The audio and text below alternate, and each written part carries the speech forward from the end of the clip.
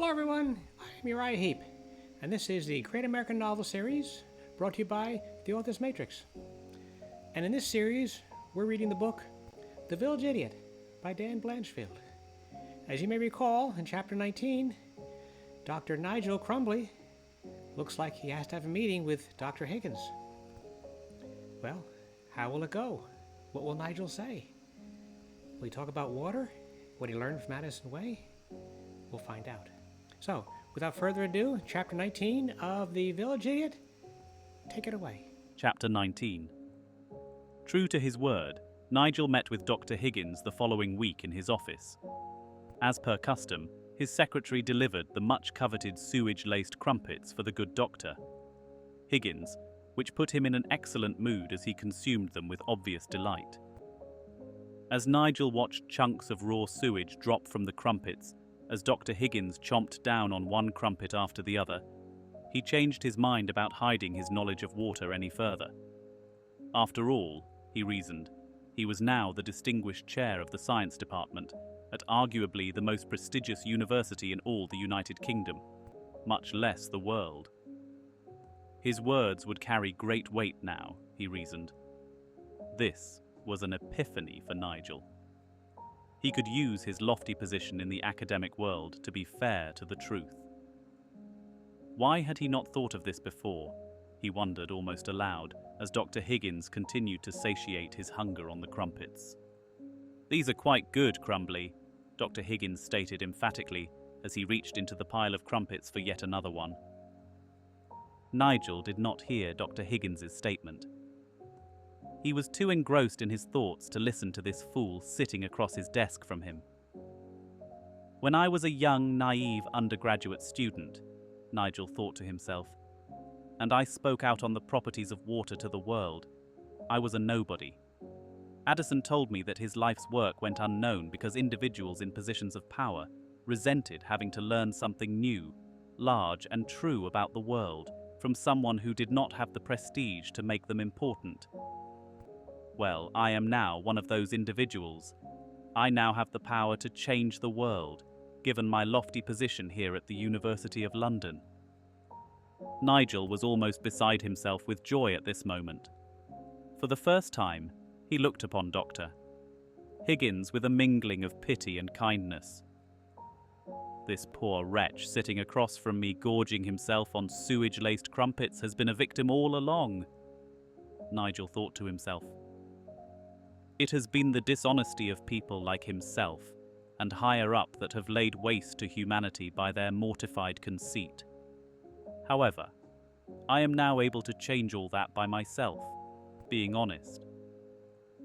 Nigel was anxious for Dr. Higgins to complete his meal before he would speak. He did not wish to interrupt the good professor. "I must move carefully," Nigel thought as he reconsidered, blurting out all he knew to Dr. Higgins. "I must handle this situation delicately from this point on. Perhaps I need to prepare evidence to present before saying anything. This new knowledge will shock everyone I speak with, even though it comes from the science department chair. The heft of my position should surely sway even the most intransigent among them." As Dr. Higgins polished off every crumpet presented, he smiled and said, "Now, Crumbly, I believe you have something for me." "Yes, indeed, Dr. Higgins," Nigel replied in almost frantic excitement.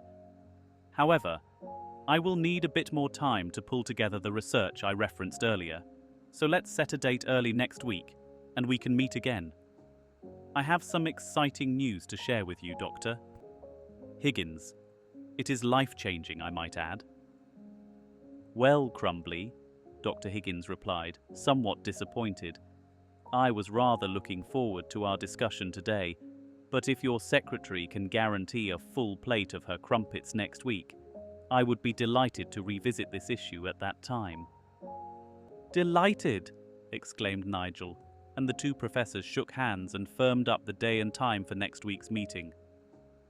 Nigel had never felt as excited and hopeful as he thought this day since he first met Addison Way as a young man. As he walked home that afternoon, anxious to finally tell his lovely wife, Fiona, what he had wanted to say to her all these years, He felt so light in his step that it was almost like walking without the necessity of a sidewalk beneath his feet. He glided home, rehearsing how to tell his wife the best news he could ever imagine sharing with anyone. This is what my academic career has pointed to all these years of toil and hardship as I climbed up the institutional ladder, Nigel thought as he raced home. I have been gaining power every step of the way and didn't even realize it. I was destined to hold the prestigious science chair at the University of London, to have a powerful bullhorn to educate the entire world on the properties of water and Addison Way's life work. It was almost like the grandiose thoughts Nigel was experiencing as he briskly walked home were too much for him to handle, and he began to intermingle, weeping and laughing as he made his way home. He looked around at the buildings and masses of people as he moved from street to street and thought of how different their lives would be so very soon. He paused at one side street and saw a young mother scooping up a cup full of raw sewage from the trench, pouring it into her child's milk bottle, and winced. How could she? Nigel said to himself. She is a victim of the ignorance and conceit of the scientists in my field, and everyone else who could have been honest and told the world of Addison's work, but didn't. With each step forward, as Nigel resumed his walk home, he grew more resolute and determined that it was time to tell the world honestly all he knew. When he arrived home that afternoon, Fiona was again busy preparing the family meal. Although the stench of the raw sewage permeated the house, Nigel knew that this would be the last time he would have to endure such a wretched smell. As he crept into the house ever so slowly as to surprise his lovely wife, his two daughters spied him slinking down the hallway to the kitchen and screamed with delight, thus alerting his wife of his arrival. His two urchins spoiled his surprise, but he could not be happier. "Fiona, my dear wife," he said, with much sincerity and love as he entered their kitchen. Fiona turned around and placed the ladle on the stove, ready to greet her husband. The two of them embraced, and Fiona noticed a joy in her husband that she had not witnessed for some time. "Nigel," she asked as they pulled back from their embrace, and Fiona looked into her husband's eyes. "What has come over you, my dearest?" Nigel kissed her, and the taste of raw sewage on her lips disgusted him, but realizing that this was the last time she would be indulging in such an abhorrent practice, it bothered him less than usual.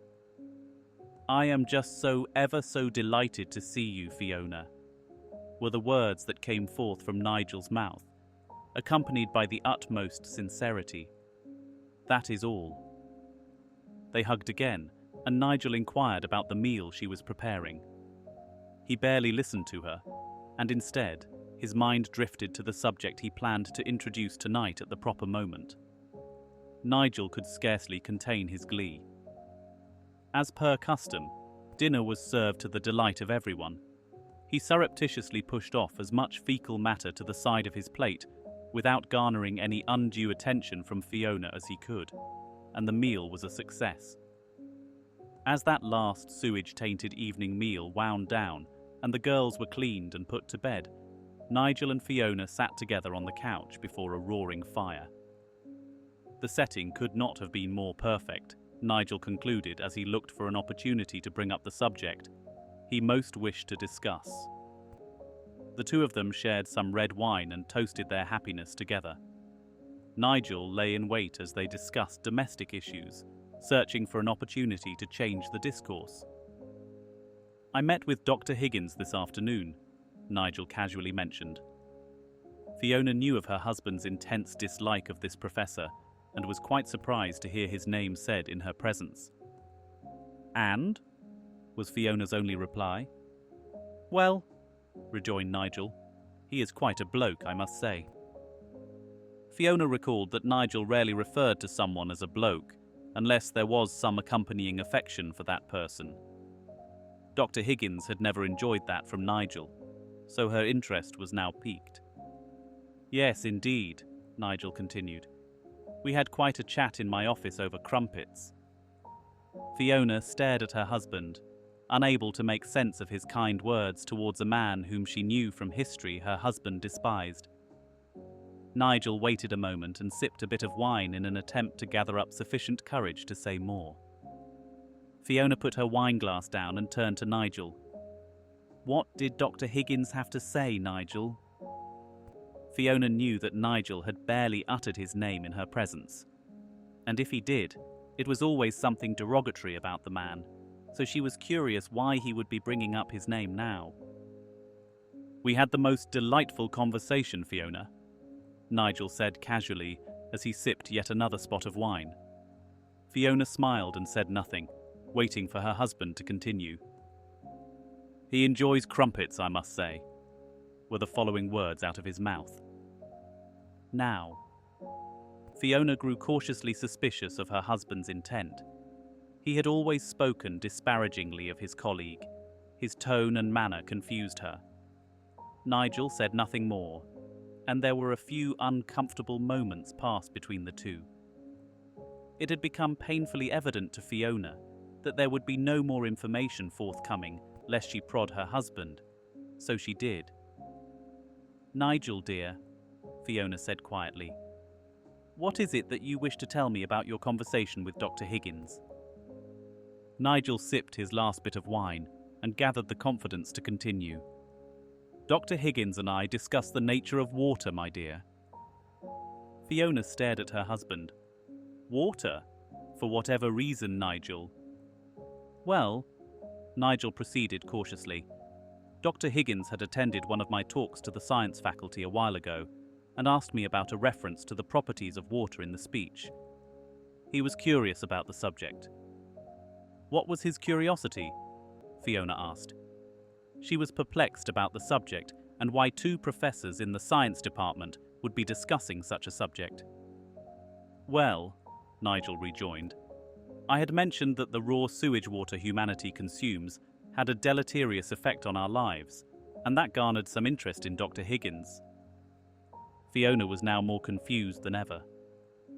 When Fiona and Nigel met in Scotland, Nigel was in the process of earning his doctorate in environmental biology, and she was earning hers in environmental psychology. Their shared interest in the world around them forged a bond that made them fall in love that first semester together. This notion of water confused Fiona, as Nigel had never brought up that subject in all the years they studied together, or since they moved to London. She wondered why this had been a topic of discussion with a colleague at this stage in his career. "What is wrong with raw sewage, Nigel?" Fiona asked incredulously. Nigel had prepared for this moment and had a ready answer. "Fiona, my dearest," he began, "this raw sewage is inimical to oneself. It is full of contaminants that weakens everyone who consumes it." "Nigel, dear," Fiona replied with a touch of condescension in her voice, "everyone consumes raw sewage, and everyone always has as long as man has been here. Why are you questioning it now? Did you not enjoy tonight's meal? You seemed satisfied." Nigel wished not to hurt his dear wife's feelings, so he deftly avoided answering her question directly. "This question of water, my dear," he continued, "has been around since man has inhabited the earth. Surely humanity has survived on raw sewage water all this millennium, but at what cost? Look around you, Fiona. Does anyone we know seem vibrantly healthy? We all have these sores that grow over time and weaken us terribly. Our teeth rot in our heads. Our hair is brittle and coarse. We vomit after our meals. Why, Fiona? Why?" Nigel implored. Fiona had never seen this side of the man she thought she knew better than anyone, and it frightened her, although she tried to hide it. She glanced at the rising sore on the back of her right hand, took up the wineglass again, and paused.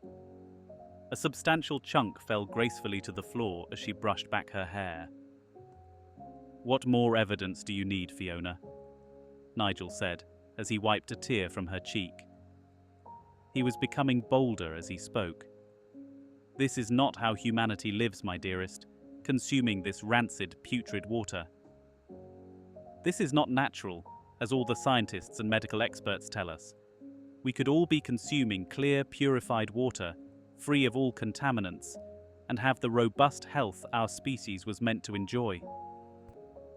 Fiona thought for a moment and put down her glass of wine. What is purified water, Nigel? It does not make any sense what you are saying. A second tear rolled down her cheek, but her husband left this one to its own devices. Water, Fiona, Nigel continued, can be cleansed of all impurities and consumed as nothing more than pure water, nothing more and nothing less. It can eliminate all contaminants before we drink, cook, or bathe. Is my cooking rancid? Fiona asked meekly, wishing not to hear Nigel's answer. Nigel answered as diplomatically as possible, avoiding direct criticism of his wife's cooking, as she took particular pride in her ability to prepare meals for her family. Despite Nigel's attempt to avoid giving his wife pain as he attempted to answer her question, the pain was forthcoming, and a torrent of others followed the single tear that had graced her cheek. "Do not weep, my dearest," Nigel implored. "It is only natural that you, along with everyone else in the world, would continue to employ the traditions of their ancestors. It is unavoidable."